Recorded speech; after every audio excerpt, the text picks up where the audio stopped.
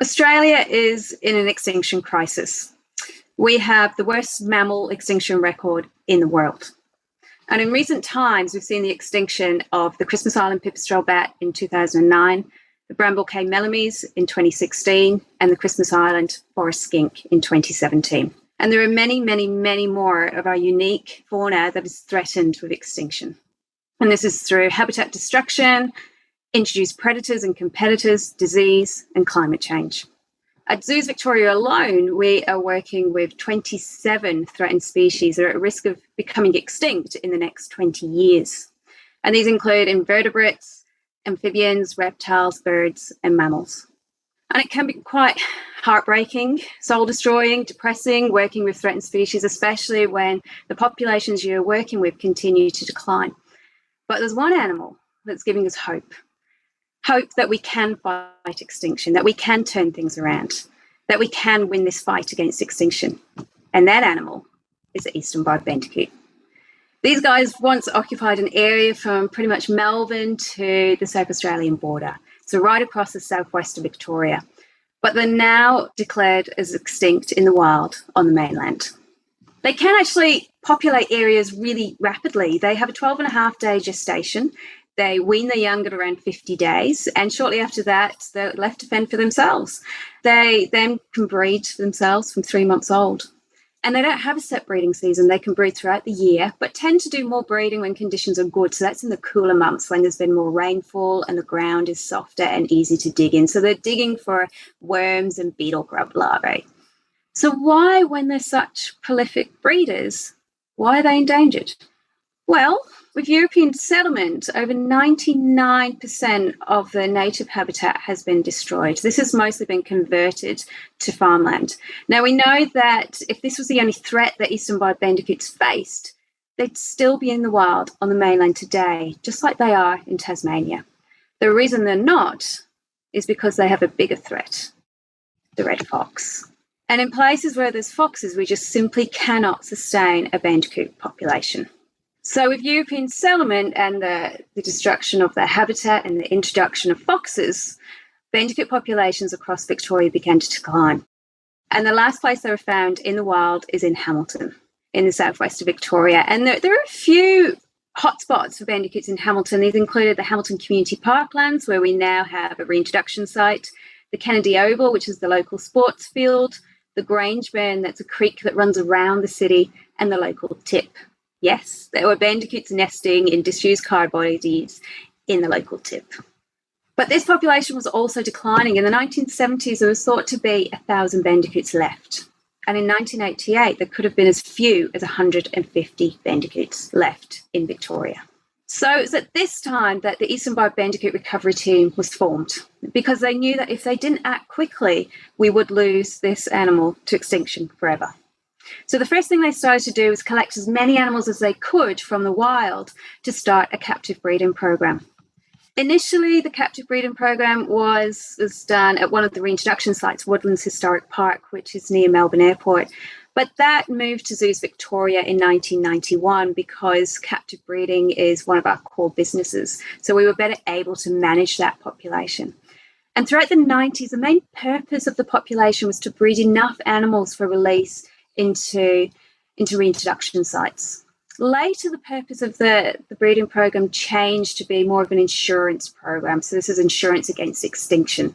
So as we started to establish populations at other sites, we could then use animals from those established populations and release them into other sites along with some of the captive bred animals. So it was really, at the moment, we're more of an insurance population against extinction. So for all those populations that we've established go extinct, we've still got the zoo-based population that we can restart from.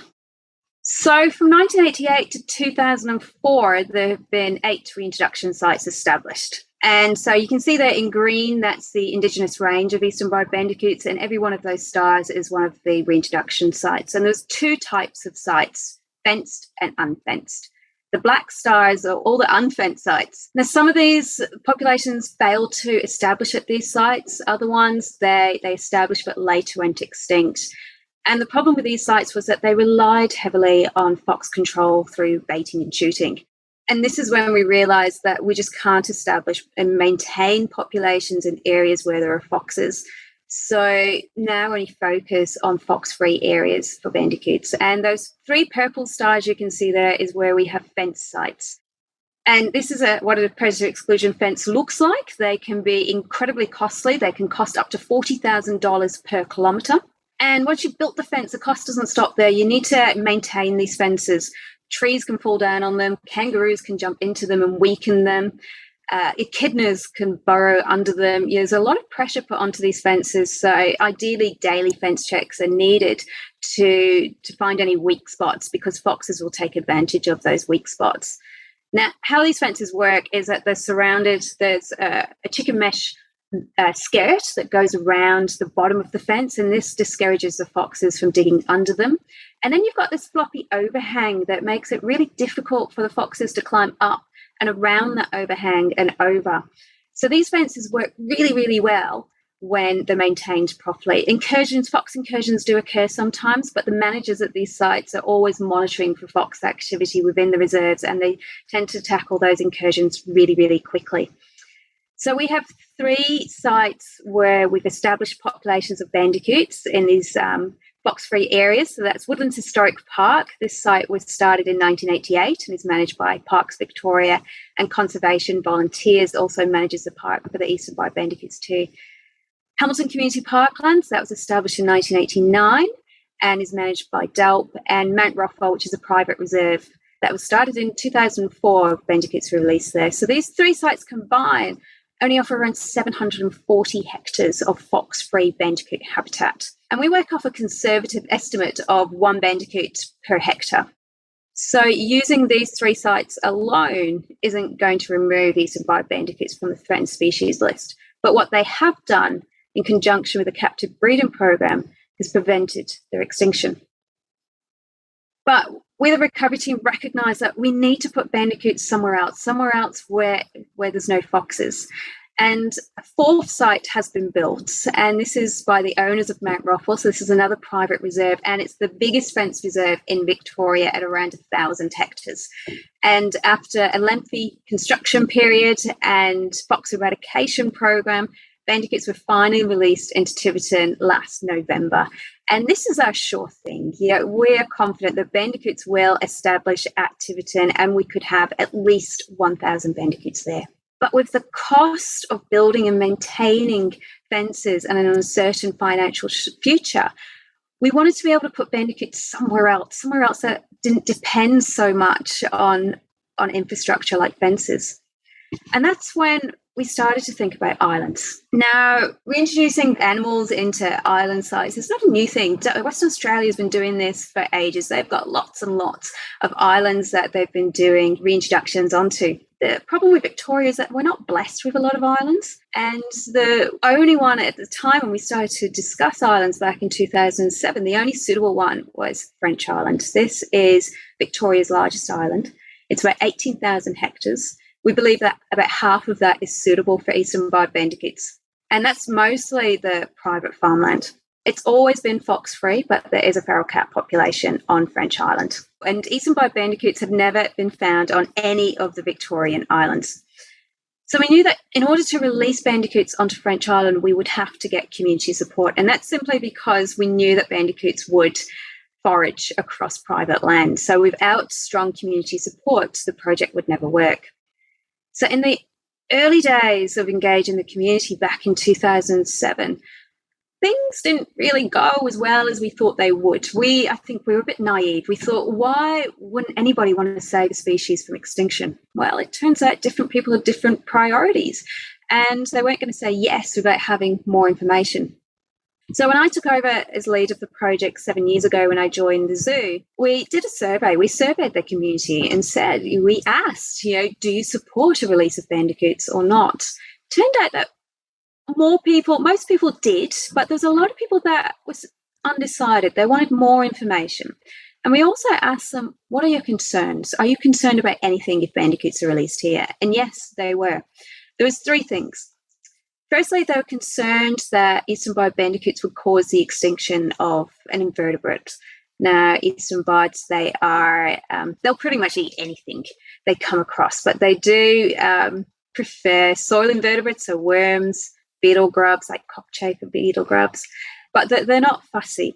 But we did invertebrate surveys across the island to find out what's actually here. The second thing they were concerned about was that if they had Eastern Barred Bandicoots on their land, that they would then be restricted in how they could manage their land. And this was a big one for French Islanders. So it's a farming community, so it's very important that they are allowed to continue to manage their land as they do today. So to address this concern, we actually removed the Eastern Barred Bandicoot from the EPBC list, the EPBC Act, across private land on French Island. And so this gave the community the confidence that there would never be any management restrictions enforced on the land because they had bandicoots there. And the third concern was they were worried that Eastern Barred Bandicoots would become overabundant and damage the natural values of the island. And this concern comes from koalas. So in the 1800s, koalas were released onto French Island, and it's now the densest population of koalas in Victoria, and they are damaging the tree. They're killing the trees from overbrowsing. So this was a huge concern for the French Islanders. And to address that one, well, we knew that from our fence sites that bandicoots weren't becoming overabundant and causing any damage there. But to further address it, we released bandicoots onto Churchill Island. Now, Churchill is just a 52-hectare island, which is connected to Phillip Island by a concrete bridge. The beauty of Churchill is its small size, because we knew that bandicoots released there would occupy and reach carrying capacity pretty quickly on Churchill. And so in 2015, we released 20 bandicoots onto Churchill Island. Now, half of Churchill is farmland, the other is bushland. So it's representative of the habitat types on French Island too. And there's also no foxes and no cats on Churchill Island. And as we expected, bandicoots did reach carrying capacity pretty quickly on Churchill, and they now fluctuate around 120 to 150 bandicoots across the island at any one time. And there's been no evidence of them causing any negative impact on the flora, the fauna, or the farmland on Churchill. And one thing that has been looked into on Churchill is the digging action of bandicoots. So we call any digging animal as ecosystem engineers. So bandicoots, they're constantly digging in that soil and they're making little foraging pits. And we now know that one bandicoot in one night on Churchill Island can turn over 13 kilos of soil. That's pretty amazing for an animal that only weighs about 750 grams. And what this digging action is doing, it's actually having a positive impact on soil health. So it reduces soil compaction, it's increasing soil moisture, and it's increasing soil nutrient content by that continuous turnover of the litter on top of the soil into the soil. And these little conical foraging pits also improve seedling growth. So they're actually having a really, really positive impact on the soil across Churchill Island. So back to the French Island community, and we created many opportunities where community members could come and talk to us about bandicoots. Initially, we started with community meetings, but scrapped that idea because they're usually dominated by one or two loud voices in the community, and there's a lot of people that are uncomfortable asking questions in those kinds of settings. So we found that what works much better is having one-on-one conversations with people. So inviting them down to come speak to members of the recovery team about any of the questions that they have. And we created those opportunities not just on French Island, but also on Churchill Island. We also work with the local school. There's a primary school on French Island. And one of the things we got to do with the kids is we made plaster of Paris casts of rabbit digs on French Island. Then we took the kids over to Churchill Island and made the same cast from bandicoot digs. And then you've got this model of how different they are. So if anyone from the community couldn't actually get to Churchill Island, they could then still get a sense of how big a bandicoot dig was by looking at these models that the kids made. But I think the turning point for getting support from the French Island community was the night that I invited them all to dinner and bandicoot spotlighting on Churchill Island. Now, this was a bit of a logistical challenge because there's no boat that goes from French Island to Churchill Island. And there is a local ferry that goes between Phillip Island and French Island, but it doesn't run at night. So I had to charter a boat and I invited everyone along. I wasn't sure if anyone was going to turn up, but in the end, I managed to fill the boat. So around 100 people came for dinner on Churchill Island with me. And this was an amazing experience because instead of just listening to me telling them about bandicoots and what they're like and what impact they could have on their properties, they got to see for themselves what bandicoots' digs look like. And when they saw the small size of them, any worry that they had seemed to melt away. And then when the sun descended in the sky and the bandicoots started to appear, there was just squeals of joy from everywhere. I don't think there was one person that didn't enjoy them that night. And I don't think there's one person that left Churchill Island that night that wasn't supportive of bandicoots coming to French Island. But we still had some work to do with gaining the community support. And so in the meantime, Phillip Island Nature Parks managed to eradicate foxes from Phillip Island, and that then made Phillip Island suitable for an Eastern Barred Bandicoot release. Now, Phillip Island also has a feral cat population that is controlled to protect the little penguins. So we weren't sure if we could actually establish an Eastern Barred Bandicoot population in the presence of feral cats. We'd never tried this before. So bandicoots were released onto Summerland's Peninsula. Now, to me, Phillip Island looks like a dolphin. So if you look at the nose of the dolphin, that is Summerland's Peninsula.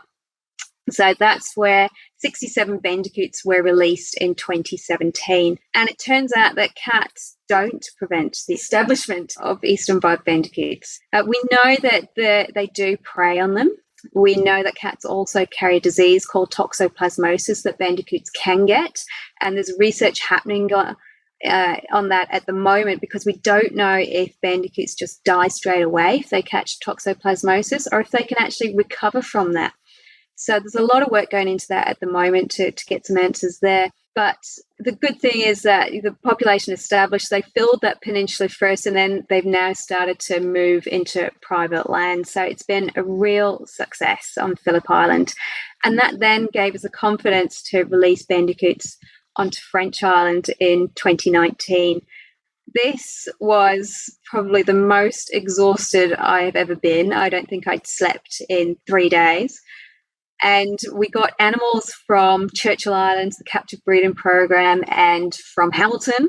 It was the biggest bandicoot release we had ever done. 74 bandicoots were released onto French Island. And it was important to me that the community were there to release the bandicoots. So that was them carrying the boxes of bandicoots into Blue Gums, which is the release site, and releasing the bandicoots. And it was a great night, and it was important to have them there releasing them so that they then felt connected to that bandicoot population. And since the release, we've been monitoring the bandicoots with remote cameras, and we often get images of bandicoots with bulging pouches.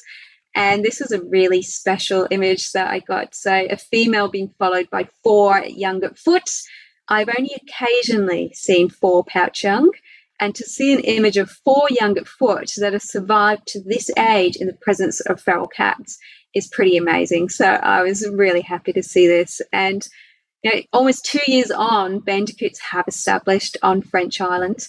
And it's a community that come out with me at night to monitor the bandicoots twice a year. Yeah, I'm getting more and more people coming along every time. And even though they know they may be up until 3 a.m. in the morning, they're still willing to come out and be involved in the Bandicoot project. So it's an absolute pleasure to be able to work with the French Island community and on this project. So Phillip Island and French Island combined offer around 18,000 hectares of suitable habitat for bandicoots. So these islands alone could be responsible for removing Eastern Barred Bandicoots from the threatened species list in the not too distant future. But why stop there? Because we've got another project going on at the zoo in conjunction with the University of Tasmania, which could see Eastern Barred Bandicoots return to the wild on mainland Victoria once again. And that's our Guardian Dog project. Now, these guys, Maremma dogs, have been used for millennia to protect livestock from predators. Recently, they've been used in Warrnambool on Middle Island to protect little penguins from fox predation. And that's been a huge success. So we thought, maybe we could use them to protect Eastern Barred Bandicoots from foxes instead of using fences. So several years ago, we started to train these beautiful Maremma dogs, and we knew that we wouldn't be able to bond them to bandicoots. Now, bandicoots, they're small, they're nocturnal, they're solitary, they're just not going to be very exciting or interesting to a dog that really needs a job to do. So I thought, okay, we can't bond the dogs to the bandicoots. So instead, we'll bond them to sheep, because we know that bandicoots can live quite happily across farmland. So if we bond the dogs to sheep and then release the bandicoots, then the bandicoots will receive that protection from the foxes that the dogs give. So this is what we do. So instead of bonding the dogs to the bandicoots, we train the dogs to ignore the bandicoots. And so you can see the dog is just not interested in the bandicoot at all. And this was an important step, because if we hadn't have done this, once the bandicoots are released into the wild sites with the dogs may become curious about the bandicoots that could have undesired impacts. So this was a really, really important step.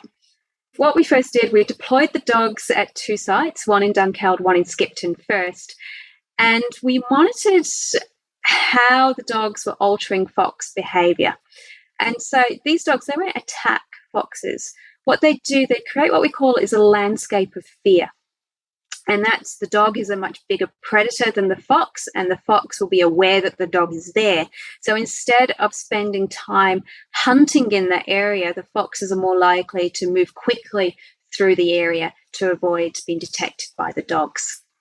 And so once we were happy that the dogs were altering the fox behaviour, we released bandicoots into the reserve. So finally, after many years' work last year, so November last year, we released 20 bandicoots into a site at Skipton and another 20 just a few months ago at a site in Dunkeld. So it's still really, really early on in this project.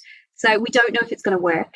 But if it does, it means that all of a sudden we've got, we could release bandicoots on properties across southwest Victoria, and instead of building expensive predator barrier fences, we can then protect the bandicoots using Maremma dogs instead.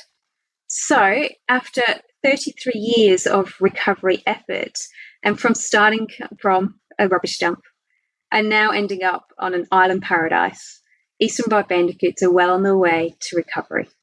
And this is not just because of the dedication and persistence of all of the organisations that make up the recovery team, and there's all their logos there, and there's many, many people that stand behind all those logos that have been part of this recovery effort. But it's not just down to those organisations, it's also the volunteers that help us monitor bandicoot populations and the communities that have embraced bandicoots on their islands. It's all of us working together that is ensuring that we're fighting the extinction of the Eastern Barred Bandicoot, and one day we will remove them from the threatened species list.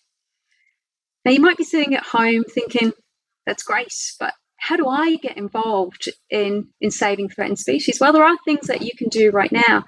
If you head to the Zoos Victoria Fighting Extinction webpage, there's the URL right there at the bottom. There's several campaigns that we've got. So these range from our Safe Cat, Safe Wildlife campaign, which is all about keeping your cat happy and healthy indoors, and our balloons campaign. So instead of blowing balloons, you blow bubbles instead. And that's because when balloons end up in the environment, seabirds think that they're fish and they eat them and then die.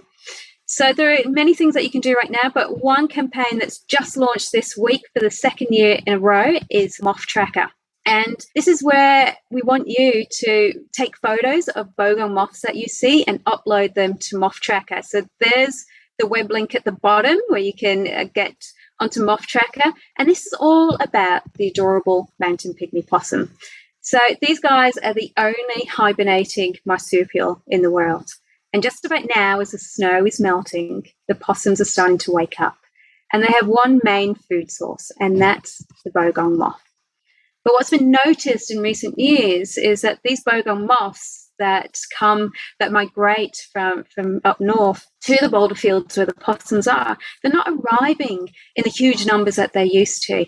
And we want to know why. We want to know where they're going. And they're possibly getting disorientated because of light pollution. So if you do see bogong moths, take a photo, upload them to the moth tracker, and let's help save the pygmy possum together. And here's a little video.